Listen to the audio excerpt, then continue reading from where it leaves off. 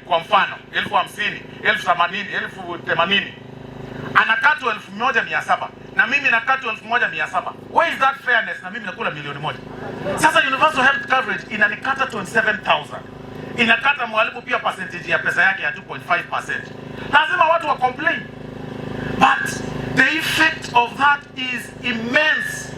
It is the positive impact is commensurate, by the way, to some of the pains that we go through. And that is why we are doing. You will take a government with a debt ceiling that is too high. Unapata ile vitu tunafanya, kwa mfano ni subsidizing fuel. Unatoa hiyo, una subsidize maneno ya mbolea. Na nitaangazia watu yangu, mbolea ya hii mwaka ya kupanda mtaanza kuichukua kutoka kwa hiyo ofisi vile tulisema the other time, na etago kuanzia next week itakuwa tayari hapa.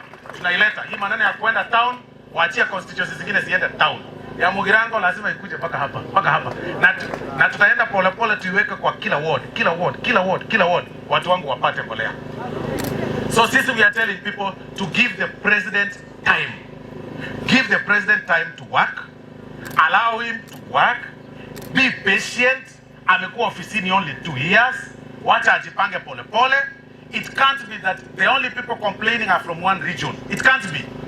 Mpaka ma CSS mumeongezewa. Leo vetting inafanywa ya CSS kutoka mlima.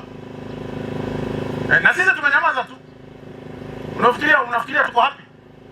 Sisi tuko na CSS moja tu, CSS moja peke yake. Alafu CSS leo inatoka kutoka kwa mlima Kenya wengine. Na tutawapitisha.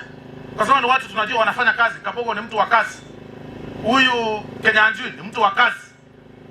Hao wote ni watu ya kazi. Tunawapitisha. But why are you complaining 24/7? Mbona mko mna complain Uhuru akiwa rais? Is it that lazima rais atoke region fulani? Hapana bwana.